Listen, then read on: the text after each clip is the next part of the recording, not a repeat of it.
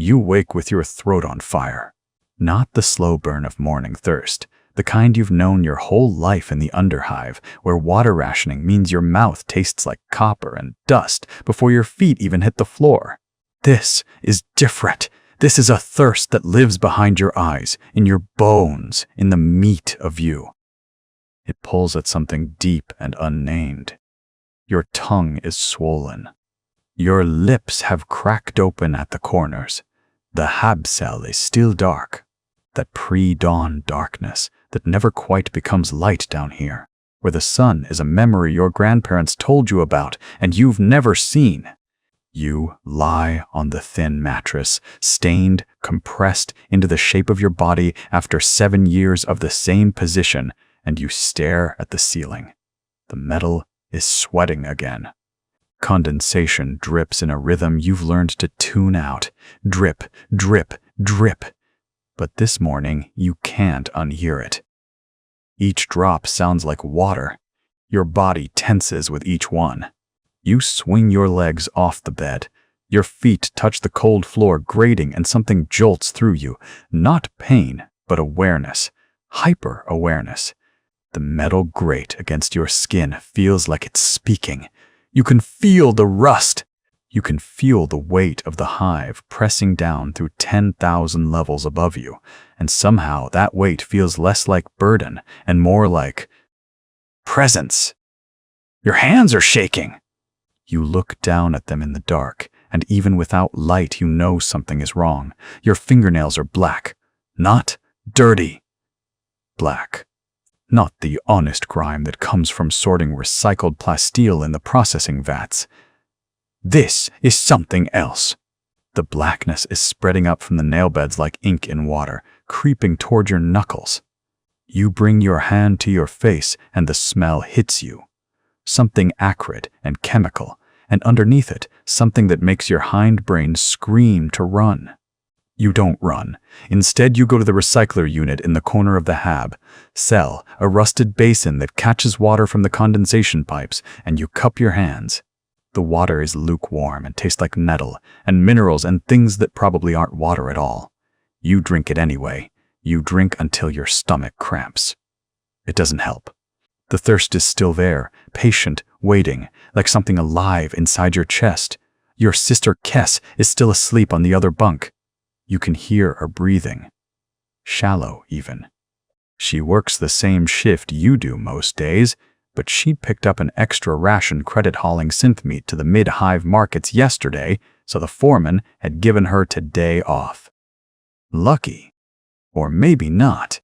You're not sure anymore what luck means. You need to piss. The communal fresher is 2 levels up, shared with 43 other hab cells. You pull on your work clothes, gray, nondescript, stained with things you stopped identifying years ago, and you move quietly. Kess doesn't wake, but as you're turning to leave, you catch movement. She's looking at you. Not awake. Awake.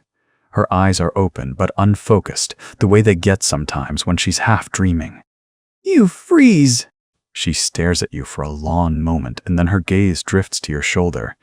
You're not wearing your shirt yet, just the thin undershirt you sleep in. She's looking at something on your shoulder. You look down. There's a mark there, a birthmark, you think at first, but you've never had a birthmark on your shoulder.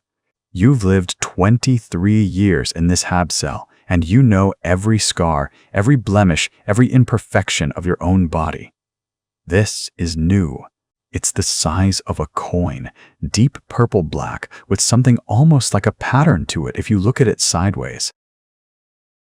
It looks like... You're not sure what it looks like. Something that hasn't been invented yet. Something that shouldn't exist. Kess's eyes close. She rolls over, away from you. She doesn't say anything. She hasn't said anything. You pull your shirt on quickly and leave. The fresher is as bad as always.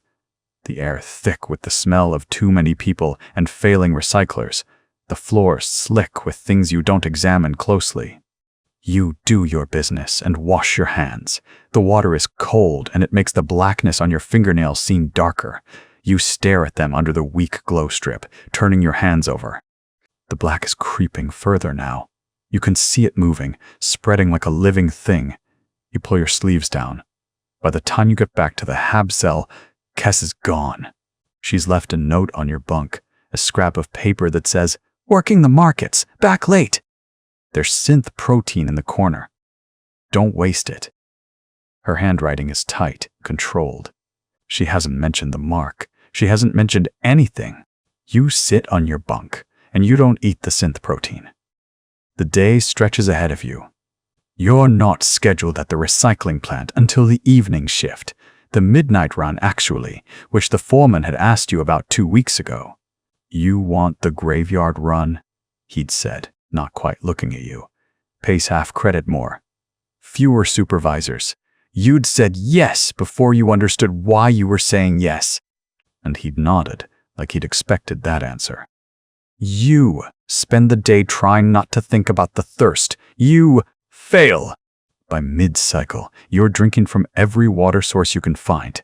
The recycler basin, the communal tap on the landing, even the stagnant water that pools in the corner of the lower corridor where the pipes have been broken for months. Nothing touches it. If anything, the thirst gets worse. It's not just your throat now. It's in your muscles, in your blood, in the spaces between your thoughts. It's a thing with weight and intention. You catch yourself staring at people. A woman passes you on the stairs, older, face weathered by decades in the underhive, and you smell her. Not the surface, smell of sweat and synthetic soap. Deeper, the smell of her blood, the copper salt chemistry of her, the specific signature of her. Your nostrils flare and your mouth waters, and for a moment you understand what hunger really means. She doesn't notice. Or maybe she does. Maybe she speeds up her, "The infection! The mark!" The water in the communal wash station runs cold today. Colder than usual. You stand under the spray with your eyes closed, letting it pound against your shoulders, and for a moment, just a moment, it feels like it might wash away the rawness that's taken root in you. 3 weeks now. 3 weeks since you woke in the dark of your sleep shelf with your throat on fire, with a thirst that no amount of recycled water could touch. 3 weeks of hiding it, of drinking more than your ration, of the foreman at the recycling plant looking at you sideways when you volunteered for the midnight shifts without explanation, of your fingers. God, your fingers! You hold them up now under the spray. The nails are black. Actually black, not the gray-brown of industrial grime you can usually scrub away. They're weeping too. A clear fluid that smells faintly sweet, like fermented nutrients. "You've wrapped them in scrap cloth, told people you cut them on the sorting machinery." No one asks follow-up questions in the underhive. Follow-up questions are how you disappear. The water streams over your shoulders, and you feel it, that thing inside you shift. Settle. Like it's aware of the water, aware of you, aware of everything. You hear the footsteps before you see her. Bare feet on the metal grating outside the wash stall. That specific rhythm. Your sister. "Done?" Her voice carries through the thin partition. "Mara, 3 years younger." Works the nutrient fats 3 levels down. You haven't really looked at her in days because looking at her means something is wrong with your eyes too, and you're not ready to admit that. "Yeah. 1 minute." You turn off the spray. The water stops immediately. They time it, ration it. You get 90 seconds if you're fast. You're always fast. You reach for your shirt, the loose gray thing that hangs on you now because you've lost weight. You've lost weight and gained something else, something that sits heavy in your chest and hums when you're quiet enough to hear it. The shirt is rough against your skin. Everything is rough now. The fibers feel like they're made of broken glass, and your nerves are screaming at the texture even though you know that's not possible. You grit your teeth and pull it on. When you step out, Mara is sitting on the bench outside, waiting. She's got her own shirt half unbuttoned, ready for her turn. Her hair is tied back with a piece of wire. There's a smudge of something on her face. Nutrient slime, probably. She glances up at you and then looks away, like she's checking something off a list. That's when you notice she's staring at your left shoulder, where your shirt pulls tight across the muscle, where something has been happening that you've been very careful not to examine too closely. It started as a feeling, a warmth, a crawling sensation under the skin, like something was moving beneath the surface. Then, 3 days ago, you caught a glimpse of it in the cracked mirror in your sleep shelf. A mark. A birthmark, you told yourself. You've had birthmarks before. Small, brown, unremarkable. This one is different. It's not brown. It's deeper than that. Darker. The shape is wrong, too. Geometric in a way that birthmarks aren't. Intentional. Like something pressed itself against your skin from the inside and left an imprint. Mara is looking at it now, and you can see the moment her brain processes what she's seeing. Her eyes narrow. Her jaw tightens. She's going to say something! You can feel it coming like pressure before a storm. She doesn't. Instead, she stands up. She walks past you to the wash stall. She pulls the partition closed behind her. You hear the water start. You stand there in the recycled air and the smell of industrial soap and something else, something chemical and organic mixed together, and you realize that your sister has seen the mark and chosen not to acknowledge it, which means she knows, or suspects, or has her own reasons for not wanting to know. You pull your shirt higher, up over your shoulder, and look at it in the fragment of mirror that hangs on the wall. The mark is darker than it was yesterday. You're sure of it.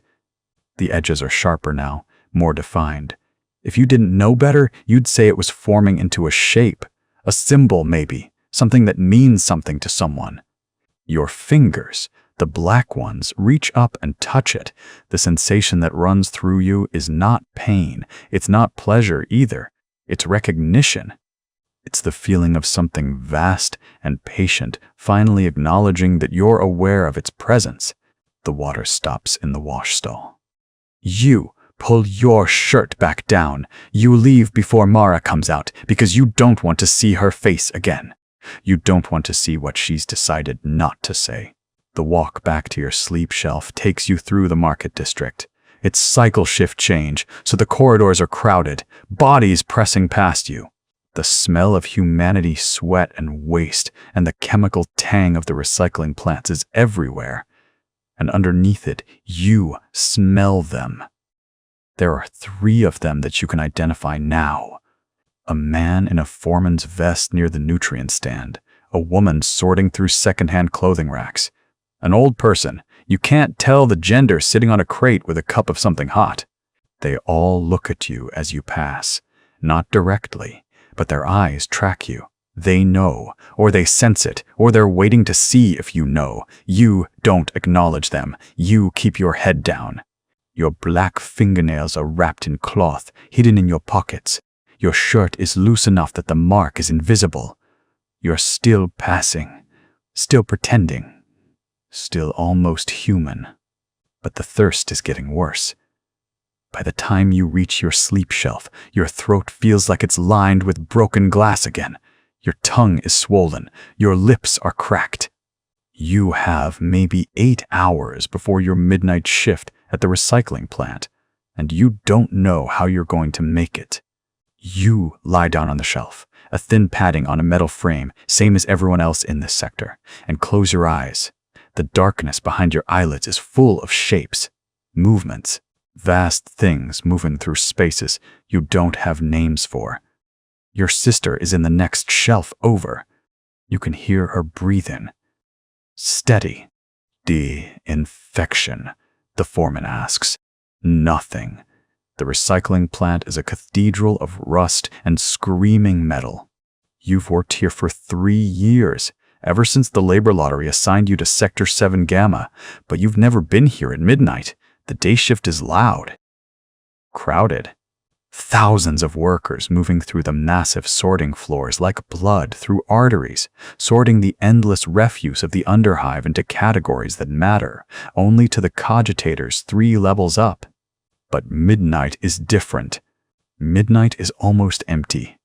You stand in the supervisor's office waiting for Foreman Calyx. The walls here are stained with something that might be oil or might be worse. There's a picked screen showing the plant's output metrics, tons processed, purity ratings, worker efficiency scores. Your own name is somewhere in that data, reduced to a number. You don't bother looking for it. Calyx enters without knocking. He's a massive man, gone to fat in the way that only happens when you have access to better rations than the rest of the sector. His uniform is stained with sweat, stains that sweat shouldn't make. The discoloration is wrong, almost chemical. He doesn't look at you directly, which is good. You're not sure what he'd see if he did. You want midnight, he says. Not a question. Yes, sir. Why? You've prepared for this, but the answer feels thin in your mouth. More credits for the night differential. My family needs. I don't care. He sits behind his desk, which is too small for him. The chair creaks. We've got 3 midnight shifts open. Most people don't volunteer. They transfer out, request reassignment. Suddenly their mother's sick or their kid needs medicine. But you're asking to stay. Your throat is dry. Impossibly dry. You swallow, and it feels like swallowing broken glass, like your throat is full of something sharp and hungry. I prefer the quiet, you say. Calyx looks at you then. Really looks. His eyes are small and bloodshot, set deep in a face that's been worked too hard and fed too well, an impossible combination. He studies your face like he's trying to read something written there in a language he doesn't speak. You feel sweat forming on your palms. Your fingernails are blackened at the tips. You keep your hands at your sides. Quiet, he repeats. He leans back in his chair. The metal groans. Most people find the midnight shift the opposite of quiet. Equipment noise is worse when there's fewer people to absorb the sound. Echoes worse, bounces off the walls. He scratches at his jaw. There's a mark there, darker than the surrounding skin, almost like a birthmark, but wrong somehow. Organic looking. You recognize it instantly, though you don't know how. But you want quiet. Yes, sir. Fine. He reaches for a data slate without looking at it. You start tonight. Report to Supervisor Men at 2300 hours. He'll show you the sorting protocols for the midnight run. Most of it's automated now anyway. You'll mostly just watch the cogitators and make sure nothing jams. Could do it in your sleep. He pauses. Some of the old-timers say they do. Fall asleep right there in the observation booth and wake up 8 hours later with no one the wiser. You nod. You don't trust yourself to speak. One more thing, Calyx says as you turn to leave. You ever have any trouble with your work here? Any disciplinary issues? Any reports filed against you? No, sir. Good. Keep it that way. Midnight shift is isolated. Minimal supervision. Perfect environment for someone to get ideas about walking off the job or taking things that don't belong to them. We monitor the exits, obviously, but it's easy to make mistakes in the dark. Accidents happen. People get caught in the machinery. Happens all the time. He picks up his data slate. Dismissing you. I'm trusting you because something tells me you won't cause problems. That something is usually right. Don't prove it wrong. You leave his office and walk back through the plant's main floor. The day shift is still running. We'll be running for another 3 hours, and the noise is overwhelming. The smell is worse. Recycled air mixed with industrial solvents, with the metallic tang of processed materials, with something underneath it all that smells almost organic. Almost like meat that's been left in the sun too long. You find a quiet corner in the break area. A section of the plant where workers aren't supposed to loiter, and you sit on an overturned crate. Your hands are shaking. You can see the blackening at your fingernails more clearly now, in the harsh light. It's spreading. Slowly, but spreading. Your left thumbnail is almost entirely dark, the nail bed beneath it swollen and tender. When you press on it, there's no pain. That's what frightens you most. There should be pain, and there isn't. 3 hours until your shift ends. Then you'll go home. Your sister will be asleep. You'll try to sleep on your shelf and probably fail. Then you'll lie there in the darkness, feeling the shapes moving behind your eyes, feeling the thirst that no amount of water can touch. Then you'll come back here, to the midnight shift, to the quiet, to the maintenance shaft on sub-level 4 that you haven't been to yet but somehow know exists, to the offering that's waiting there. You don't know how you know these things. You only know that the knowing feels more real than anything else in your life has ever felt, more real than your name, more real than your sister's breathing in the shelf beside yours, more real than the hunger in your belly or the thirst in your throat, the thirst especially, because it's not just thirst anymore, it's purpose. And that terrifies you more than anything the Imperium could do. The infection, the offering, the maintenance shaft smells like rust and things that died in darkness. You know this before you've ever been here. You know the exact angle of the rusted ladder, the way the third rung bends slightly underweight, the puddle at the bottom that reflects nothing, not light, not your face, nothing. You've never descended into sub-level 4. Your work assignment keeps you in the recycling bays, where the heat makes your skin feel thin. But you know the maintenance shaft, the way you know your own pulse. 3 cycles have passed since the mark appeared on your shoulder. You've stopped trying to understand it. Understanding requires questions, and questions require answers you're not ready to give yourself. It's easier to simply accept the knowledge that lives in your bones now, the knowledge of where to go, when to go, what will be waiting. Easier than the alternative, which is admitting that something is fundamentally wrong with you, something that started the moment you woke 3 cycles ago with your throat closing around a thirst that water won't touch. Your sister hasn't spoken to you since she saw the mark. She was changing for sleep shift, and the loose shirt you'd borrowed fell away from your shoulder. Just for a moment, the lamplight caught it, not a birthmark you both knew. You'd been born with a small brown spot on your left hip, not your right shoulder. This was different. This was new. This was spreading. She'd stared at it for what felt like hours, but was probably only seconds, her mouth opening and closing like she was trying to form words that would make sense of what she was seeing. Then she'd simply turned away, pulled on her shirt, and climbed into her shelf without speaking. She hasn't spoken to you since. The foreman at the recycling plant had barely glanced at you when you volunteered for the midnight shifts. Fine, he'd grunted, marking something on his datapad. His breath smelled like cheap stimulant and desperation. Extra ration shits. You'll work solo. Sector 7. He'd looked at you then, really looked at you, and something flickered across his face. Recognition? Fear? But he'd just turned away. You suspect he knows something. You suspect. Everyone knows something. You suspect the knowing is spreading. The thirst is worse on midnight shifts.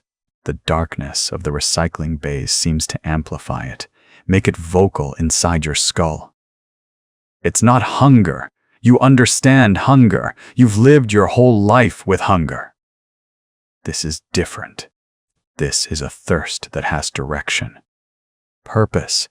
It pulls at you like a physical thing, like hooks behind your ribs, and it always points downward. Down past the recycling bays. Down past the maintenance access points you started noticing. Down towards sub-level 4. You've been telling yourself you won't go. You've been telling yourself for 3 cycles. You've been lying to yourself very well. Tonight, your hands are shaking so badly you can barely grip the maintenance ladder. The shift ends at the 23rd bell. The recycling bays empty out. The other workers stumbling toward the dormitory levels, their eyes glazed with exhaustion and stimulant, crash. The foreman does his final count and disappears into his office without looking at you. The security cameras on this level have been broken for months. Everyone knows it. No one reports it. You wait until the sound of footsteps fades completely, until the only sound left is the hum of the recyclers in standby mode and your own breathing, which sounds too loud, too present, too real. Then you climb down. Sublevel 4 is colder than you expected, or perhaps you expected this exactly. The distinction no longer matters. The ladder shudders under your weight, and your palms are slick with sweat despite the cold. The shaft walls are slicker still, some kind of organic film coating the metal, faintly luminescent in the darkness. You try not to think about what that might be. You try not to think about anything at all, but your thoughts have become a thing that happens to you rather than something you control. The bottom of the shaft is exactly where you knew it would be. The puddle is there, the one that reflects nothing. You step over it carefully, and your foot comes down on something that crunches, bone, or plastic, or the accumulated debris of 100 cycles of neglect. The sound echoes. Everything echoes in Sublevel 4. The walls are too smooth, too deliberately shaped. This is no accident of construction. This is intentional. This is old. The maintenance alcove is carved into the wall 20 meters north of the shaft. You don't remember knowing this, but you walk to it without hesitation. Your hands are shaking worse now. Your breathing is coming in short, sharp gasps. Part of you is screaming to turn back, to climb the ladder, to return to the recycling bays and pretend this night never happened. That part of you sounds very far away. That part of you sounds like your sister's silence. The offering is waiting. It sits in a shallow stone bowl, the bowl carved from the wall itself or grown from it. You can't quite tell. The liquid inside is dark, darker than blood, darker than anything should be.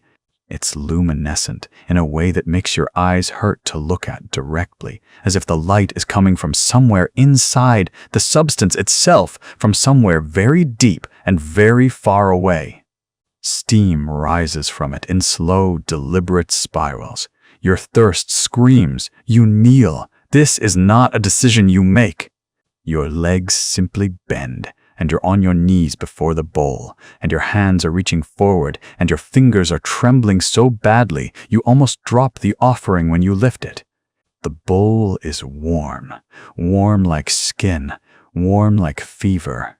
The smell hits you first. Nothing like anything in the hive. Not the recycled air, not the stimulant stink of the bays, not the waste and desperation that clings to every level.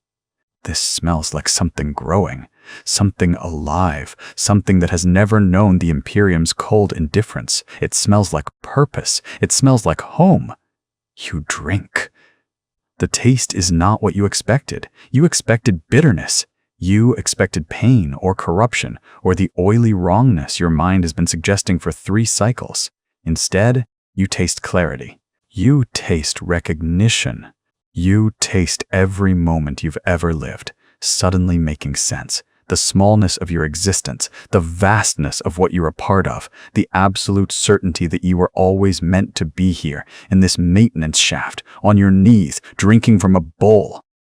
The awakening. The recycling plant's shift bell rings at 04747. You've memorized the exact moment. That half-second delay between the mechanical strike and when the sound travels through the metal corridors.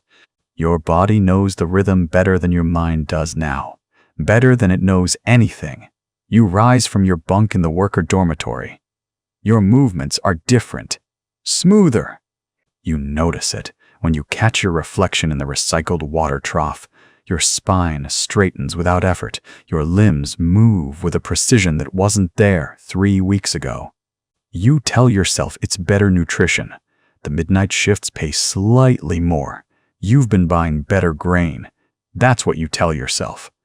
The mark on your shoulder has spread. You saw it this morning when you bathed. Your sister didn't mention it again after that first time. She's learned not to look. You've learned not to ask her why. The plant's processing floor is a cathedral of grinding. Conveyor belts shriek as they carry the city's refuse. Discarded clothing, broken furniture, the detritus of 10 million lives compressed into sortable categories. The air tastes like rust and burnt polymer. It always has. But now you smell something else beneath it, something alive, something that hums at a frequency just below hearing. You work the sorting line. Your hands move with mechanical precision, culling the salvageable from the truly worthless. Around you, dozens of other workers perform the same motion, the same rhythm, the same emptiness. Then you see him. He's new to the line. At least you don't remember seeing him before. But that's not quite right either. You do remember seeing him. You remember his face from somewhere that isn't memory, from somewhere that hasn't happened yet. He looks up from his station. Your eyes meet across the conveyor belt. There's a moment where nothing happens. Just two workers in a processing plant maintaining quota. Then his pupils dilate. Not fear, not aggression, recognition. You know with absolute certainty that he is like you. The knowledge doesn't arrive as thought. It arrives as knowing. The same way you know your own heartbeat without thinking about it. The same way your lungs know to breathe. It's written in the way he holds his shoulders, in the slight tremor in his hands as he returns to his work, and the faint smile he doesn't quite manage to hide. You don't speak to him. You don't need to. But for the rest of the shift, you're aware of him in a way you've never been aware of anything. You can feel his presence like a pressure in your skull, like a second heartbeat in the room. When the shift ends, he's waiting for you in the lower corridor, the one that leads to the worker dormitory. He's standing very still, his shoulders against the wall, his expression neutral. But his eyes are bright with something that might be fever or might be ecstasy. You're awakening, he says. His voice is soft, almost gentle. I can see it on you, the way you move, the way you breathe. You should be afraid. You should report this to the foreman. This is irregular behavior. This is grounds for psychiatric evaluation. This is the kind of thing that gets reported to the arbiters. Instead, you feel your chest loosen. You feel something tight in you, something that's been wound since the moment you drank from that bowl, begin to uncoil. How long? You ask. For you? A few more weeks, I think. You're still mostly yourself. You still think like one of them. He says it without judgment. I've been aware for 6 months. The change comes faster after the first manifestation. After the dreams start. The dreams, you say, and you know what he means. You've had them for 9 nights now. Visions of something vast moving through the void, something with too many eyes, something singing in a language that exists before language, and you understanding every word perfectly. They get clearer, he says, louder. Eventually, you stop sleeping between them. He steps away from the wall. He's close enough now that you can smell him. Something underneath the recycling plant's reek. Something like copper and soil and something that might be genetic memory. There are others, he continues. More than you'd think. The city is full of us. We're in the manufactories, the hab blocks, the labor camps. We work beside each other every day. But we see each other now. You'll start noticing the way they look at you, the way you look at them. Like recognition. You want to ask him what happens next. You want to ask him if this is a disease. You want to ask him if there's any part of him that's still afraid. But instead, you find yourself asking, why are you telling me this? Because you're ready to know, he says. Because soon you'll be ready for more than knowing. And when that time comes, we'll be waiting. There's a gathering, 3 cycles from now. in the cathedral basement beneath the shrine hold of the divine emperor. He smiles at the irony of it. You'll know how to find it. The mark on your shoulder will show you the way. He leaves before you can respond. He simply turns and walks back toward the processing floor, his movements already fading into the background noise of the plant. Within moments, you can't hear his footsteps anymore. You're alone in the corridor with the sound of machinery and the thrumming of your own altered blood. 3 cycles pass like this. Work, sleep, dreams. Work, sleep, dreams. But now you're not sleeping through them. Now you're half awake during the visions. Now you can almost understand what they mean. The dreams are getting clearer. You see vast ships, hive ships, though you don't know that word yet, descending through clouds of ash. You see worlds burning. You see something ancient stirring in the void between stars, waking from a sleep that lasted millennia. You see yourself as you are now, small, fragile, limited, and then you see yourself as you will be.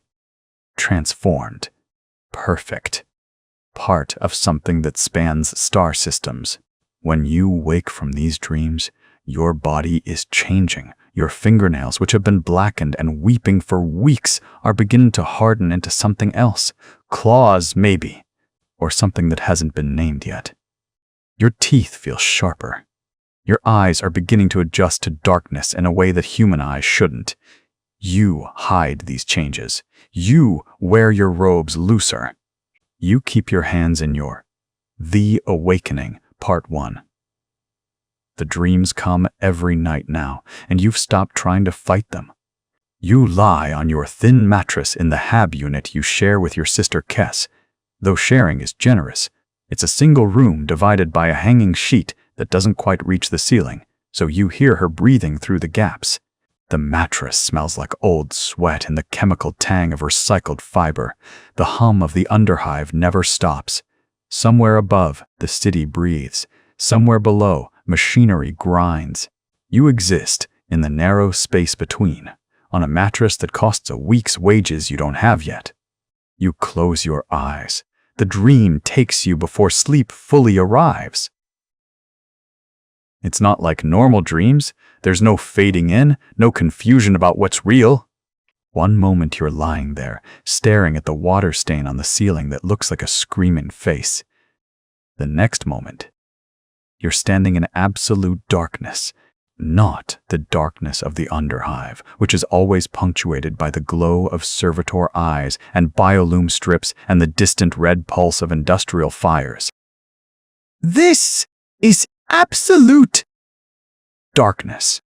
The kind that doesn't exist anywhere in the Imperium, because the Imperium fills every inch of space with light and noise and the endless presence of its own machinery. In this darkness, you can see everything.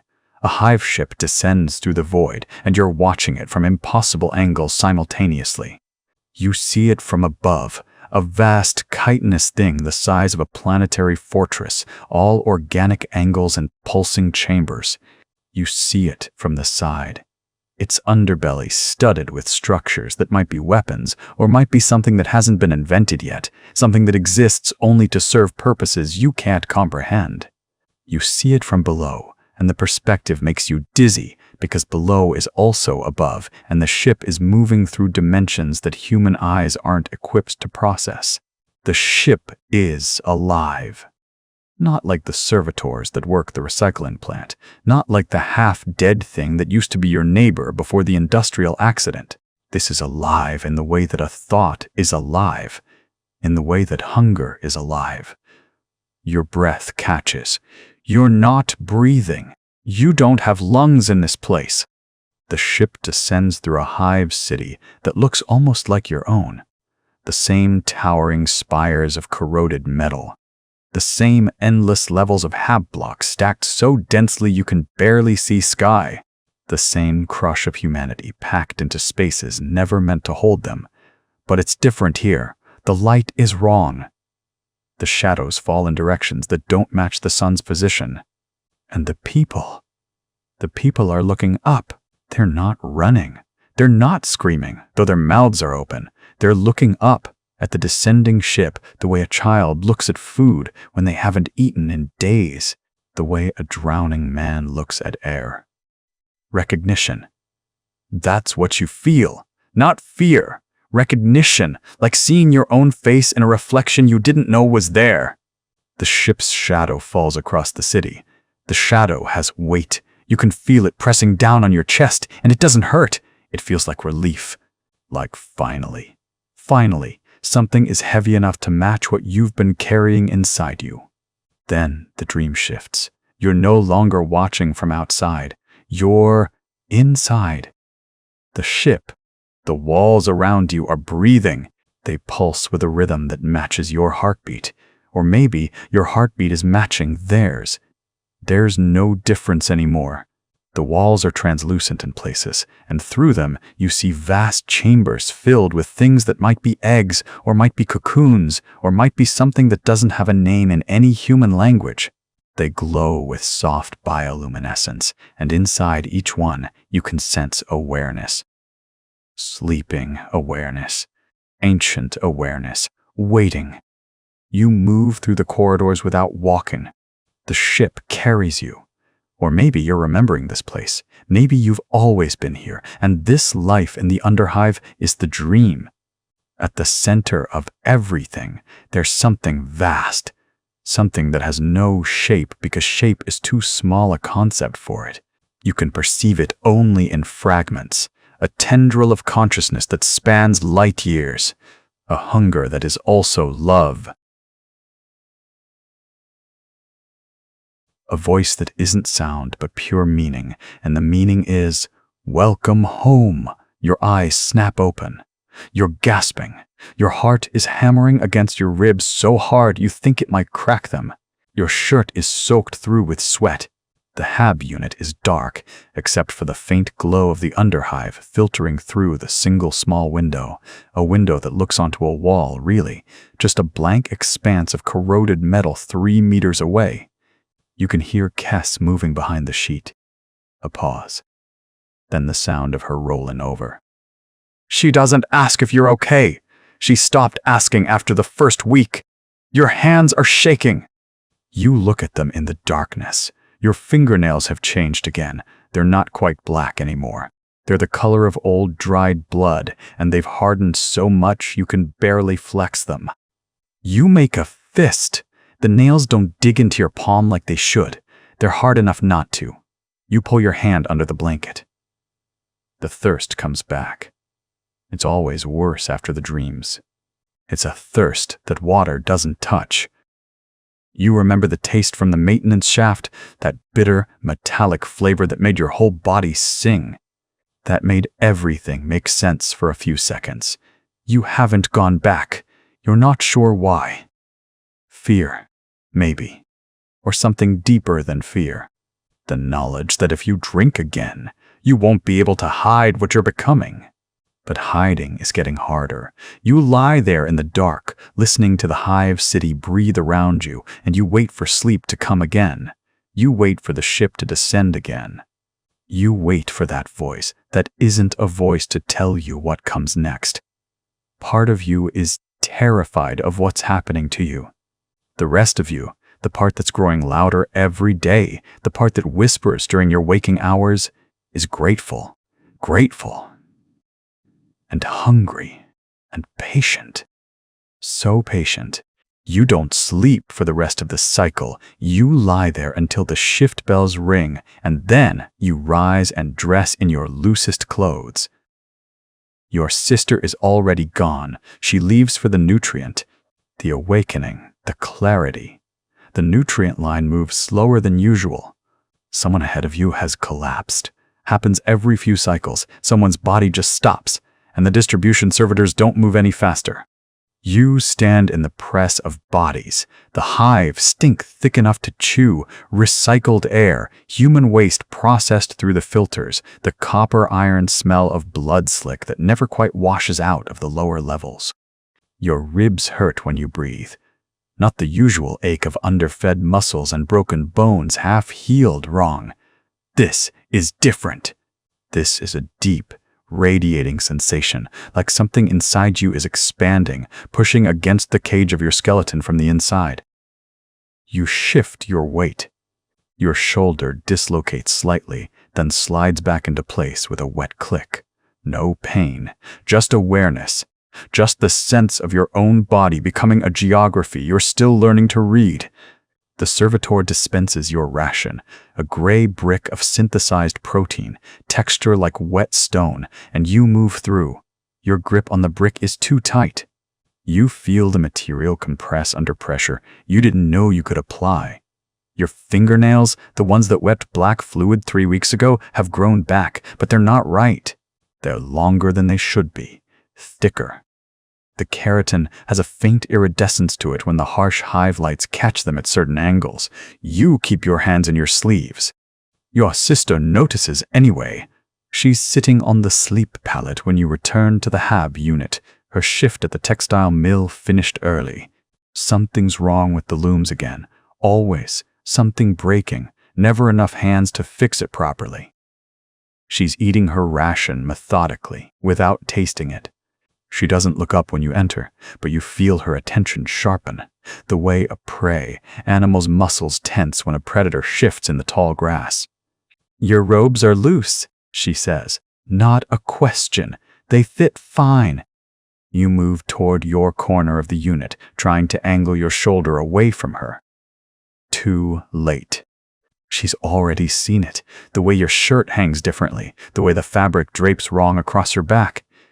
Your spine has changed, lengthened. The vertebrae are restructuring themselves in ways that should be impossible, should be fatal, should be screaming through your nervous system in agony. Instead, it feels like alignment, like your skeleton is finally remembering the shape it was always meant to hold. "You're sick," she says, still not looking at you, stating fact. "You should report to the Medicae." You don't answer. You can't answer. The thing in your chest, the thing that isn't quite you anymore, or maybe it's too much you, compressed into a space that's becoming less confining every day. The thing rises up and fills your throat. It wants to speak. It wants to tell her everything. It wants to show her the mark on your shoulder, the one that's grown darker, more intricate, like a tattoo being drawn from inside your skin by invisible hands. "You swallow it down instead." "I'm fine," you say. Your voice sounds different too, lower, resonant in a way that makes the air in the HAB unit seem to vibrate slightly. "Just tired." She finally looks at you. Her eyes are the same color as yours, the same gray-green that comes down through your line, but there's something in her gaze that makes you feel like a stranger in your own skin. Fear, maybe, or recognition of something she doesn't want to recognize. She knows you better than anyone in this hive. She's shared a sleep pallet with you for 23 years. She knows the shape of your breathing in the dark. She knows the small sounds you make when you're dreaming. She knows something is wrong. She says nothing about it. That's the mercy she gives you, or maybe the cruelty. You can't decide which. She finishes her ration, disposes of the wrapper in the recycler, and leaves for the secondary shift without another word. The HAB unit is quiet after she goes. Just the hum of the atmospheric processors, the distant grinding of the hive's endless machinery, the sound of 10,000 people living pressed against 10,000 other people in the darkness underground. You lie on your pallet and wait for the hunger to pass. It doesn't pass. It transforms. The hunger that woke you 3 weeks ago, that desperate, clawing, all-consuming thirst has evolved into something else, something more refined. Your body still craves the fluid you found in the maintenance shaft, but now you understand what you're craving. It's not just sustenance, it's information. It's the presence of something vast and patient and utterly alien, speaking in a language that bypasses your ears entirely and goes straight into the meat of your brain and your mind. Your mind is becoming something extraordinary. For the first time in your life, you understand what clarity actually means. Your whole existence has been a fog of exhaustion, hunger, the constant low-level panic of someone living in a hive that's slowly suffocating under its own weight. Your thoughts moved like servitors through a crowded corridor, slow, inefficient, constantly bumping into each other. You never had enough food to think properly, never had enough sleep, never had enough of anything except the weight of survival pressing down on your shoulders every single moment. Now, the fog is lifting. You can see connections between things that never connected before. The pattern of the hive's labor distribution, the way the Arbites patrol in predictable cycles. The mathematics of crowd movement in the lower markets. Your mind is processing information at a speed that should feel overwhelming, should feel like your skull is splitting open, but instead, it feels like finally being able to breathe after drowning.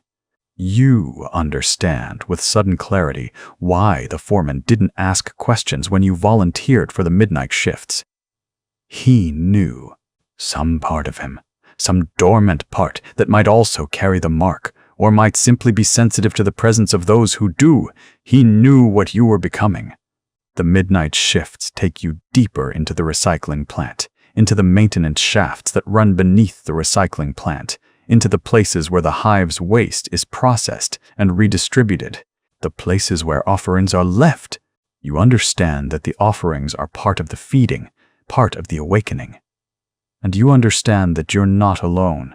You start to see them everywhere after that, the ones like you. A woman at the nutrient line whose fingers are slightly too long.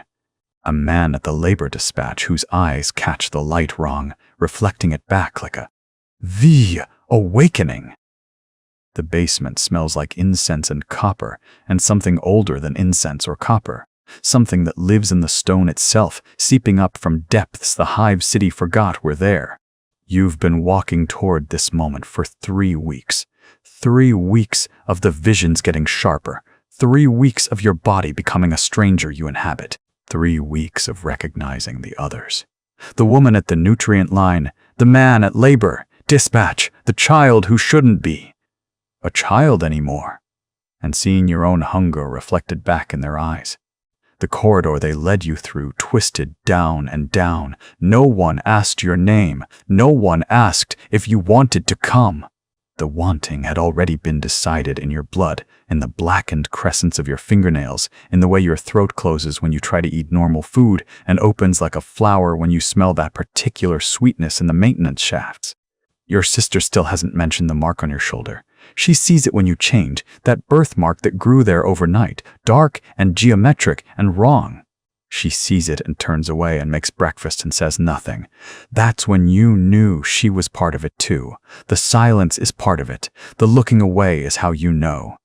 The basement opens into a vast space that shouldn't fit beneath the recycling plant. Shouldn't fit beneath anything in the underhive. The walls are reinforced concrete and something else. Something that gleams faintly in the biolume strips, something that doesn't feel like the Imperium built it. Rows of benches face an altar. On the altar sits a chalice. The chalice is stone and it's breathing. You're not alone. There are 30 others here, maybe 40. You recognize most of them. The faces from the labor gangs, the faces from the nutrient lines, the faces from the corridors you've been walking through all your life without seeing. They're wearing robes now, deep red that looks black in the shadows. As you watch, one of them turns and you see that their eyes are completely black. Not the iris, not the pupil, the entire eye. Solid black and shining. Your hands are shaking. A voice comes from the darkness behind the altar. Not loud! Quiet enough that you have to lean forward to hear it, which means leaning forward toward the breathing stone. Come. He emerges from the shadows like he's been there the whole time, and you're only just now seeing him. Tall. Tall, in a way that makes you think his bones are arranged differently than yours. His skin is pale, genuinely pale, not the gray-white of someone who's never seen sunlight, but pale like bone, like the spaces between things. His hair is white, and he doesn't look old. He looks ancient. He looks like he's been alive for decades in the spaces between moments. When he smiles, you see his teeth are slightly too pointed. "Come," he says again, and this time it's not a request. "Your legs move without consulting your brain." The others watch. Their black eyes follow you across the basement toward the altar, toward him. The breathing stone is louder now that you're close. Not breathing exactly, but pulsing. Systole. Diastole. Like it has a heart, like you're inside something alive. He's looking at you now. Really looking. Not at your body, not at your face. Looking through them, into the space where you are.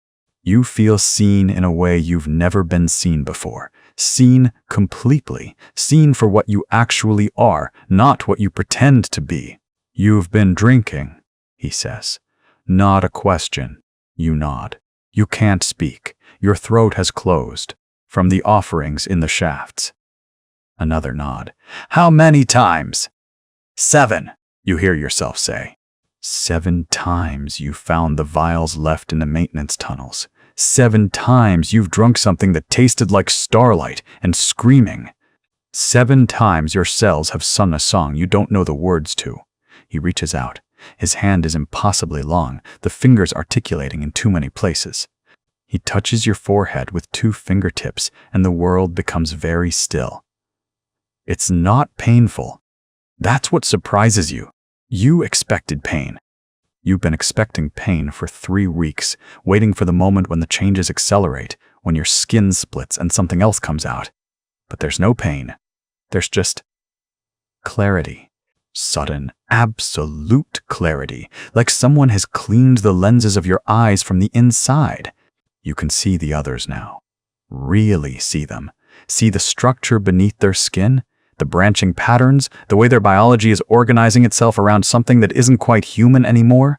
See the light that lives in their cells, faint but there, a bioluminescence that has nothing to do with the surface world.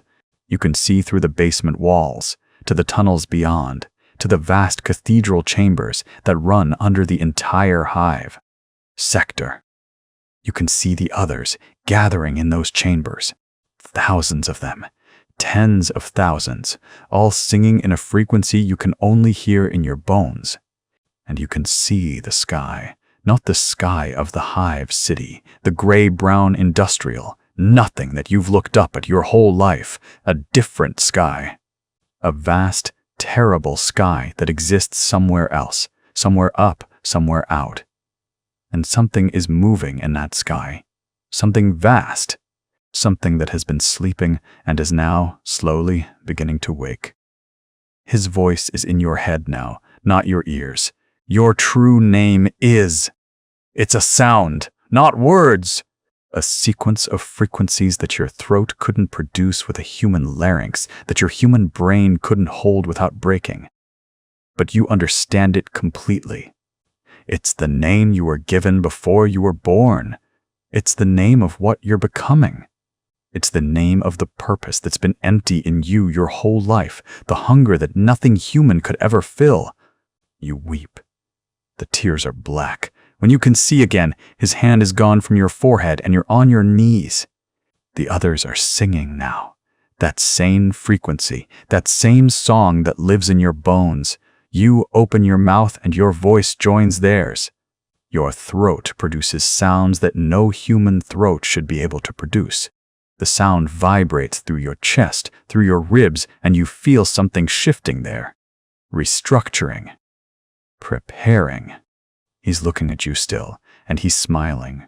"Welcome home," he says. And you understand that he doesn't mean the basement. He doesn't mean the hive. He means something. The fateful. The cathedral basement has no beginning and no end. You've been here before, you know you have, but every time you descend those stone steps, it feels like the first time. The air tastes different down here. Copper and ozone and something floral that makes your teeth ache. Your lungs expand with each breath, pull in more of it in, and you feel more awake than you ever do topside. Tonight there are hundreds, maybe thousands. You've stopped counting after the first month. They stand in concentric circles, all facing inward toward the pulpit where he stands, the one who whispered your true name. The cathedral lights are low, just enough to see the marks on every shoulder, every collarbone, every exposed wrist. The same pattern repeated. The same gift blooming in flesh across all these bodies. You're not alone anymore. That's what the cult leader said when he first brought you down here, 3 weeks after the offering in the maintenance shaft. You were never alone. You were just waiting to remember. Char! The singing starts without warning. There's no choir director, no signal. It just begins, and you know.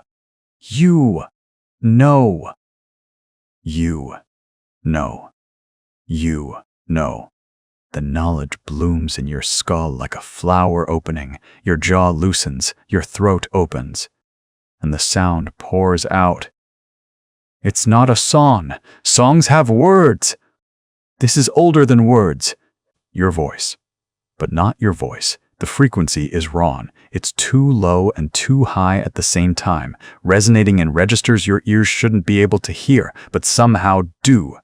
Around you, hundreds of mouths open, and the same impossible sound fills the basement. It echoes off the vaulted ceiling, bounces through the stone pillars, and seems to come from everywhere at once.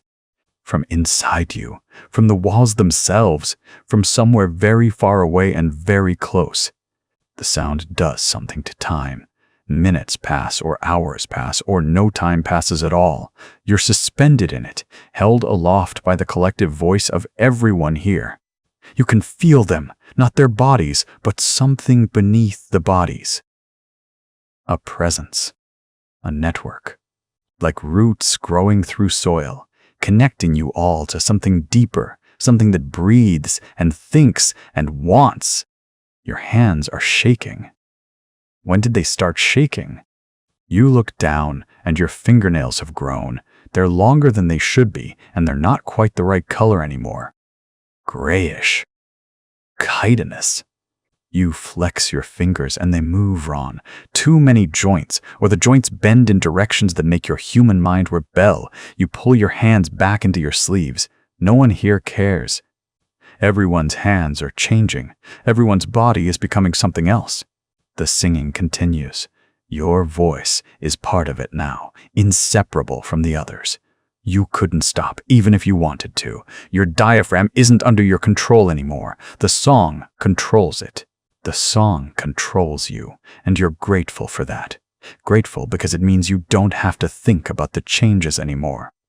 Don't have to wonder what's happening to your spine, to your teeth, to the way your eyes have started to see into spectrums that shouldn't exist.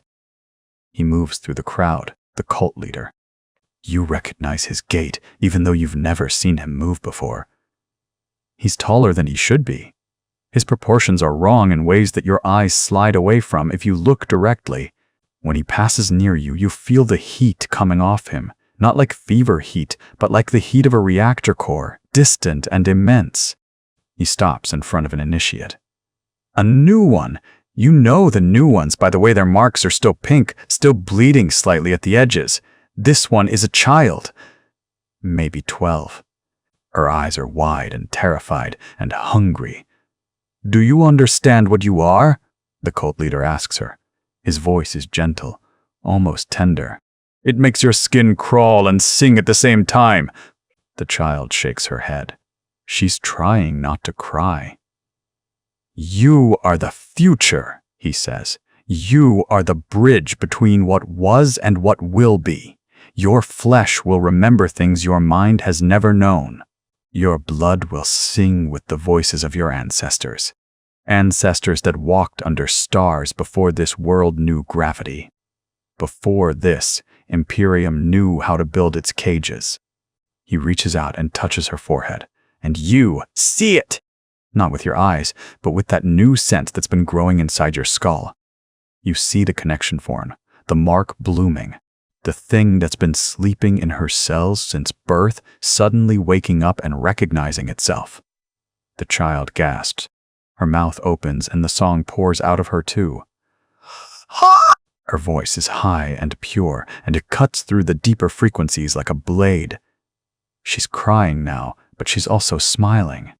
She understands something she didn't understand 5 seconds ago, and it's too large and too wonderful and too terrible to fit in a human body, but she's going to try anyway. Around you, the singing intensifies, the frequency shifts, your bones vibrate. You feel something in your chest, your heart maybe, or something that used to be your heart, begin to beat in synchronization with the others.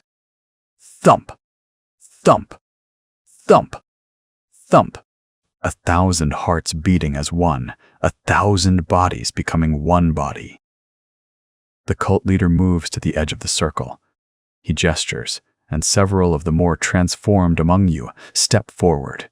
You recognize them by their bearing, by the way they move, like they're remembering how to use bodies instead of learning. They're further along than you. Months ahead, maybe. Their skin has taken on a faint luminescence. Their eyes have too many lids. When they speak, their voices carry harmonics that make your teeth ache. The unawakened are coming, one of them says. It might be speaking. It might just be sound taking shape. The Imperium doesn't know what moves beneath their feet. Doesn't know that in every hive city, in every industrial world, in every dark corner where they've forgotten to look, we are rising, we are remembering, we are becoming. The cult leader nods. Soon the sky will open. Soon the fleet will arrive, and when it does, we will not be hiding anymore. We will not be ashamed of what we are. We will be exactly what we were always meant to be. He turns, and his eyes, all 3 of them, though you could have sworn he only had 2 before, find you in the crowd. You, he says, come forward. Your legs move before your mind catches up. The crowd parts for you, and the fateful. The basement smells like copper and stone and something sweeter underneath. Incense mixed with something organic, something that makes your mouth water even though you're not hungry. Not for food, anyway. You've been standing here for 3 hours, maybe 4. Time moves differently now. Your fingers don't shake as much as they used to, though you keep them clasped in front of you, hidden in the folds of your robe. The blackened nails have spread past the cuticles. You stopped trying to hide them a week ago. Around you, there are hundreds, maybe more. The basement of the cathedral stretches further than should be possible. You've walked these underhive streets your whole life and never knew this space existed. The ceiling arches up into shadows where the light doesn't reach, supported by pillars so thick they could be load-bearing walls of the hive itself. The walls are carved with symbols, not imperial script, something older, something that makes your teeth ache when you look at them directly. Everyone wears the same robes you do, deep, purple, black, almost the color of a bruise. On the back of each robe, stitched in thread that catches what little light there is the mark. The same mark that bloomed on your shoulder 3 months ago, the mark that everyone here shares. The mark that means you're not alone anymore. You've never been, not alone before. The singing stopped an hour ago. Your voice was part of it. You didn't remember learning the words, but they came out of your throat like they'd always been there, like your vocal cords had been waiting your entire life to make these sounds. The song has no name that you know of. It doesn't have words exactly. It's older than words. It vibrates in your sternum and makes your vision swim. Now there's waiting, patient, purposeful waiting. You can feel the anticipation in the air like humidity before a storm. Everyone here feels it. You can taste it on the recycled air. A metallic tang that makes your new teeth ache. Yes, new teeth. You found that out 3 days ago when one fell out during your shift at the plant. The replacement came in sharper, stronger. You didn't tell anyone.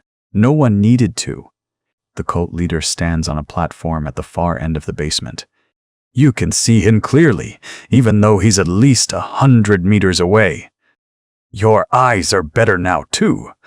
Everything is better now. except for the hunger. The hunger is never better. The hunger is just sharper, more focused. He's speaking to someone you can't quite see yet.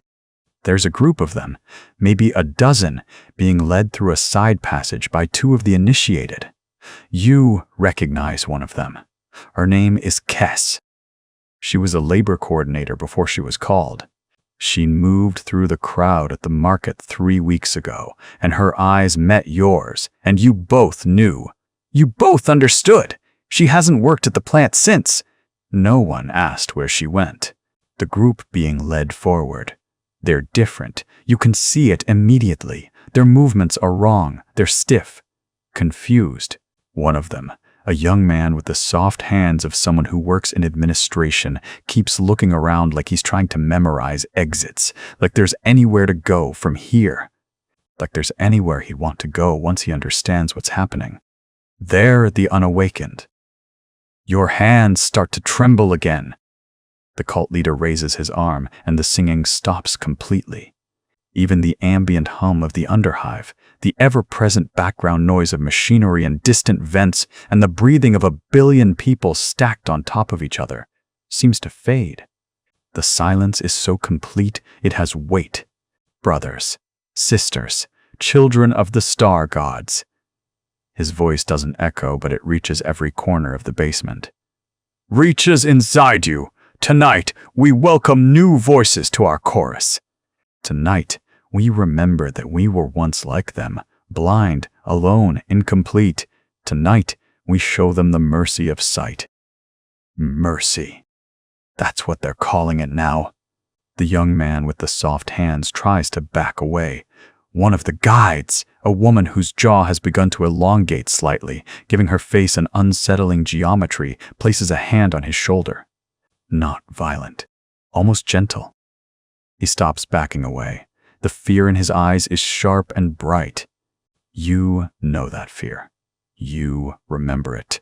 3 months ago, you woke up in your shared HAP unit with your sister Mira sleeping on the other bunk, and your throat was on fire. Your throat and your joints and the base of your skull. You didn't tell anyone. You couldn't. How do you explain a thirst that water doesn't touch?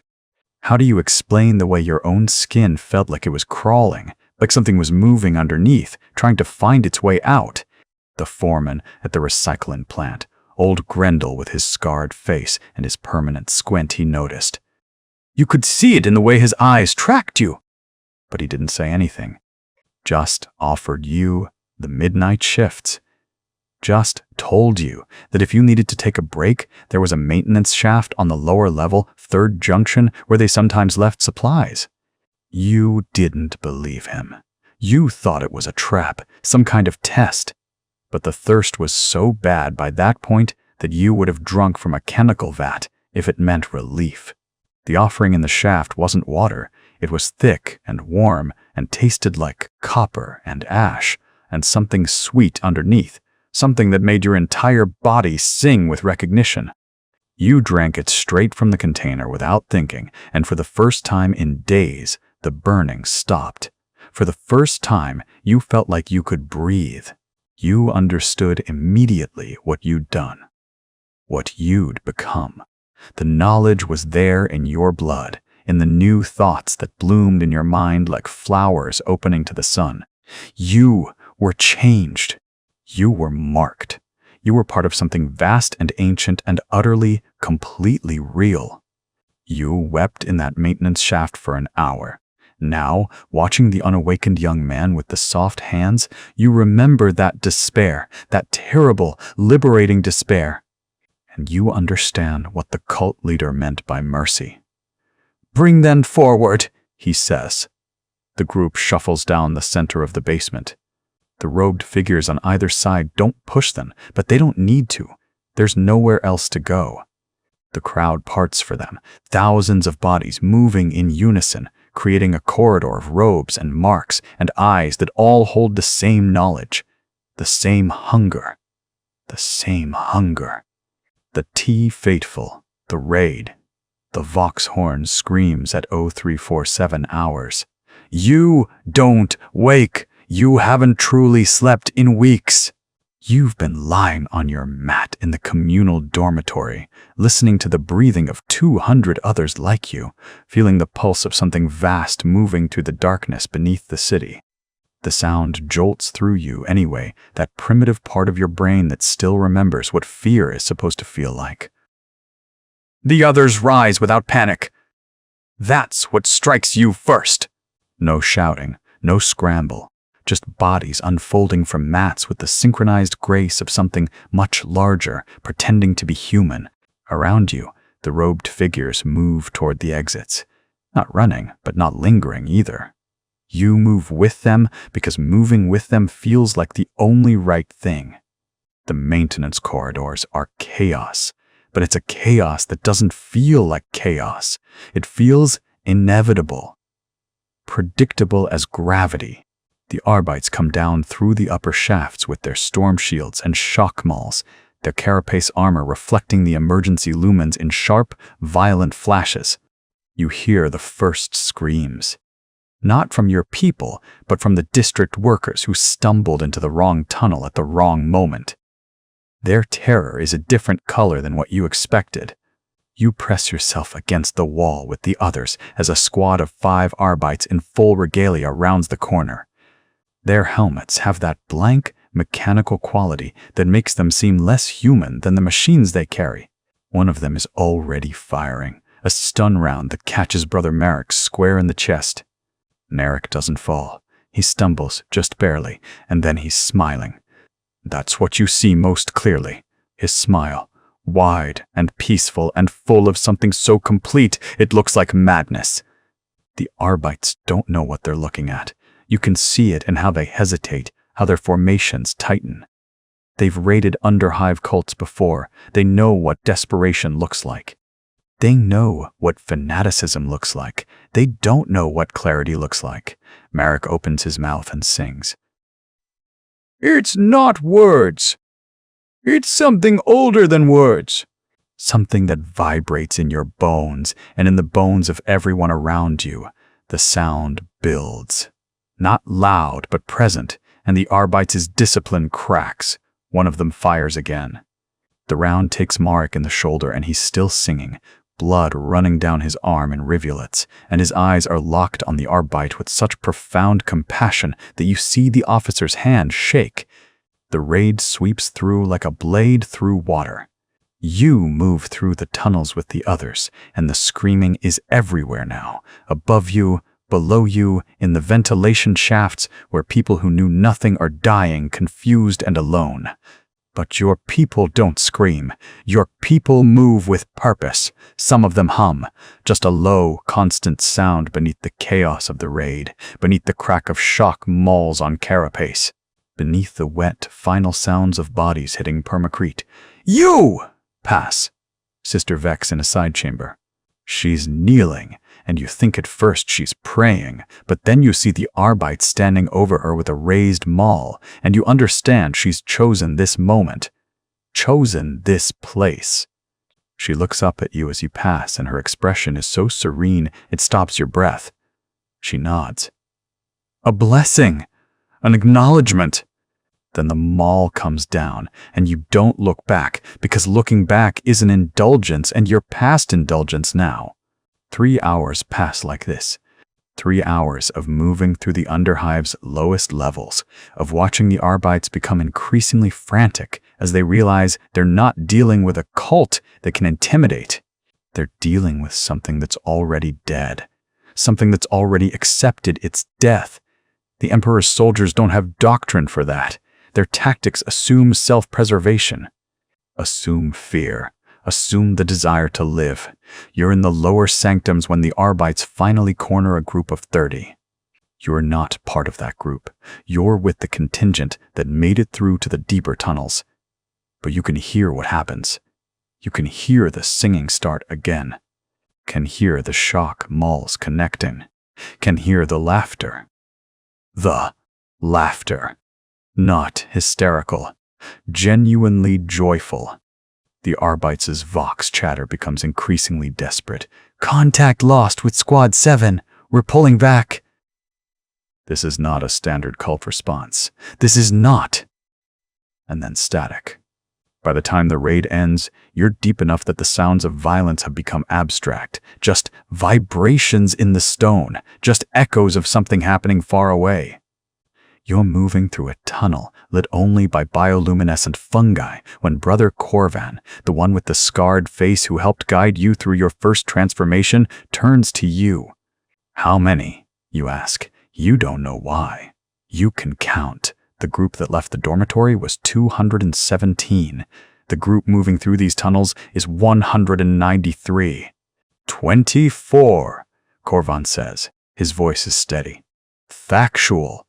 23 gave themselves to the raid. One was caught in a structural collapse. They all sang at the end. You nod. 24 people. Gone. And the weight of that should crush you, but it doesn't, because you can still feel them, not as ghosts or memories, but as part of something larger, part of the collective that moves through the darkness. Their sacrifice is already becoming doctrine, already becoming something that will be sung in the next temple, already becoming a story that will draw more of the unawakened into the light. Oh, there will be reprisals, Corvan continues. The Arbites will flood the district. They'll arrest thousands of innocents looking for us. Innocents will be tortured. Some will be executed. He says this the way one might comment on the weather. You understand why. Because those deaths, those innocent deaths, are also part of the design, part of the machinery. Every person the Arbites arrest trying to find you is someone pushed closer to desperation, closer to hunger, closer to the maintenance shafts where the offering waits. The Imperium, you realize, is doing the cult's work for them. You emerge into a vast cavern you've never seen before. It's older than the Underhive, older than the city. The walls are covered in markings. Now, the fateful escape. The tunnel mouth yawns before you, a throat of absolute black. Your lungs burn. Behind, the sound of last fire ricochets off stone, sharp, metallic, the screams underneath it almost worse than the weapon sound itself. And Arbites patrol. Maybe 2 squads, maybe more. You run. Your legs don't feel like your own anymore. Stronger, faster. The changes happening inside you have made you into something that moves through these passages, like they're familiar, like your body remembers them before your mind does. Your fingertips brush the wall, and you feel the vibrations of pursuit 3 turns behind you. You don't question how you know this. The knowing is just there, growing like a tumor, like a gift. Ahead, a figure materializes from the dark. Sister Mara, her robes torn at the shoulder, blood that isn't hers streaking her left temple. Behind her, Father Ven carries a metal case against his chest like it holds his own organs. His breathing is controlled, meditative, even now. Especially now. The archive, he says, not asks. The words come out like a prayer already answered. The deep archive. We have maybe 4 minutes before they seal the northern passages. You don't know how he knows this either. But you follow. The tunnel narrows. Your shoulders brush both walls. For a moment, just a moment, you're back in that maintenance shaft, hands shaking, drinking from the vial that tasted like lightning and certainty. That was only 6 weeks ago. It feels like a previous life. Like you died and someone else woke up in your skin? The footsteps behind you grow closer. A voxcaster crackles. Suspects moving southeast through maintenance corridors, requesting. A last bolt sizzles past your ear. You smell ozone and your own burning hair. The fear should paralyze you. Instead, something else rises in your chest. Not courage, not exactly. Clarity. A bone-deep knowledge that dying here would actually be fine. That you'd die singing. That your body would feed the fungal gardens, and you'd become part of something vast and eternal. But you don't die here. Father Van reaches a rusted grate and simply tears it free. The metal screams. Your muscles remember being human enough to recognize that as a bad sound, as the sound of being caught. But your instincts are already pulling you forward, through the gap into a space that smells like nothing you've ever encountered, like deep time, like stone that hasn't seen light in millennia. Sister Mara comes through behind you. She's carrying 2 vials now. You notice them for the first time, sealed glass containers filled with a luminescent amber liquid, the precious ichor, the pure strain. She holds them like a mother holds infants. The great clangs shut behind her, just as the first Arbites round the corner, their carapace armor throwing back the beam of his lamp in fractured light.